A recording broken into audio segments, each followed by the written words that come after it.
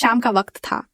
घर की छत पर हल्की धूप बची हुई थी, हवाओं में ठंडक थी, मगर माहौल में अजीब सी बेचैनी। रूही मंदिर के सामने बैठी थी। उसकी आंखों से लगातार आंसू बह रहे थे। उसके सामने रखा दिया बार बार बुझ रहा था। वो धीरे से बुदबुदाई, हे खाटू जी, अगर मैं सच में सच्ची हूं तो मेरी सच्चाई एक दिन सबके सामने जरूर आएगी। नीचे हॉल में बाकी सब खुशियों की तैयारी में लगे थे। जूही ने रंगोली बनाई थी और दादी जी मिठाई बांट रही थी। सुकून सबके बीच मुस्कुरा रही थी, इतनी सहज, इतनी परफेक्ट, जैसे वो इस घर की पुरानी बहू हो। पर उसकी आंखों की गहराई में कुछ था, एक ऐसा राज जो किसी को पता नहीं था। नहार ऊपर से नीचे आता है, रूही को देखता है और कहता है, रूही, पूजा का वक्त हो गया है, सब तेरा इंतजार कर रहे हैं।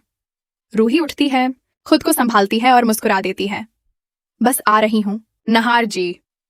मगर उस मुस्कान के पीछे टूटे दिल की आवाज छिपी थी। पूजा शुरू होती है, सब मिलकर आरती गा रहे हैं, मगर रूही का ध्यान बार बार सुकून पर जा रहा है। सुकून ने आज वही साड़ी पहनी है जो रूही की पसंदीदा थी। वो वही चूड़ियां पहने हैं जो रूही को नहार ने पहली बार दी थी। रूही की आंखें नम हो जाती हैं। उसके दिल में बस एक ही सवाल उठता है, क्या सच में किसी का प्यार इतनी आसानी से छीना जा सकता है? पूजा के बाद सब लोग हंसते हुए डाइनिंग टेबल पर बैठते हैं।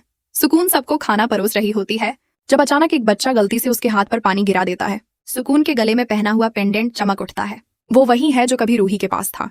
रूही देखती है तो सन्न रह जाती है, ये तो मेरा पेंडेंट है, ये सुकून के पास कैसे? वो धीरे धीरे आगे बढ़ती है और पूछती है, ये पेंडेंट कहाँ से मिला तुम्हें? सुकून पलटकर मीठी आवाज में जवाब देती है, अरे दीदी, ये तो मुझे नहार जी ने दिया था, कहा कि ये घर की बहू को पहनना चाहिए। रूही का चेहरा सफेद पड़ जाता है। नहार सिर झुका लेता है। कमरे में सन्नाटा छा जाता है। जूही कुछ समझ नहीं पाती। दादी जी बस भगवान का नाम लेती हैं। रूही अंदर चली जाती है, दरवाजा बंद कर लेती है और आईने में खुद को देखती है। क्या मैं सच में बेगानी हो चुकी हूँ अपने ही घर में? उसकी आंखों के सामने पुरानी यादें घूमने लगती हैं। पहली मुलाकात, पहली पूजा, नहार की मुस्कान और वो पेंडेंट जो उसने अपने प्यार की निशानी के रूप में उसे दिया था। अब वही निशानी किसी और के गले में है। वो टूट जाती है। अचानक कमरे की खिड़की खुल जाती है और हवा में सुकून की हंसी गूंजती है। रूही घबराकर पीछे मुड़ती है, मगर वहां कोई नहीं होता। बस पर्दे हिल रहे हैं, जैसे कोई अदृश्य उपस्थिति वहां से गुजरी हो। वो दिए के सामने बैठकर रोने लगती है। अगर मेरा प्यार सच्चा है तो मुझे फिर से अपना हक मिलेगा। अगले दिन घर में हलचल है। किसी ने गलती से मंदिर के सामने रखी चांदी की थाली गिरा दी थी और उसके नीचे से एक पुराना पत्र मिला है। जूही उसे उठाती है और पढ़ती है, नहार, अगर तुम ये पढ़ रहे हो तो शायद मैं अब इस दुनिया में नहीं हूं, लेकिन याद रखना मेरा प्यार अमर है। जूही चौंक कर कहती है, ये तो रूही भाभी की लिखावट लग रही है। सुकून फौरन बोलती है, अरे छोड़ो ना, पुरानी बातें हैं, उसका कोई मतलब नहीं। मगर नहार के चेहरे पर डर साफ झलकता है। वो रात को अकेले अपने कमरे में बैठकर सोचता है, क्या सच में सुकून वही है जो दिखती है, या फिर रूही कभी गई ही नहीं? तभी लाइट्स झिलमिलाने लगती हैं और आईने में रूही की परछाई नजर आती है। वो मुस्कुराती है, लेकिन उसकी आंखों में आंसू है। नहार जी, सच को पहचानिए, सुकून वैसी नहीं है जैसी वो दिखती है। नहार घबराकर उठता है, रूही, तुम वापस कैसे? रूही धीरे से कहती है, मैं गई कब थी नहार जी? अगले दिन नहार हर चीज नोटिस करने लगता है। सुकून के बोलने का तरीका, उसकी नजरें, उसका डर। वो अब हर चीज में कुछ छिपा हुआ देखता है। एक दिन वो सुकून के कमरे में जाता है और अलमारी खोलता है। अंदर एक पुरानी डायरी होती है। उस पर लिखा होता है, सुकून की कहानी, सच्चाई से पहले की जिंदगी। वो डायरी खोलता है। पहला ही पन्ना पढ़कर उसके हाथ कांपने लगते हैं। मैं सुकून हूं और मेरा जन्म सिर्फ एक मकसद के लिए हुआ है, रूही की जगह लेना। नहार के होश उड़ जाते हैं। वो पूरा सच समझ जाता है। रात को जब सब सो जाते हैं, वो रूही के कमरे में जाता है।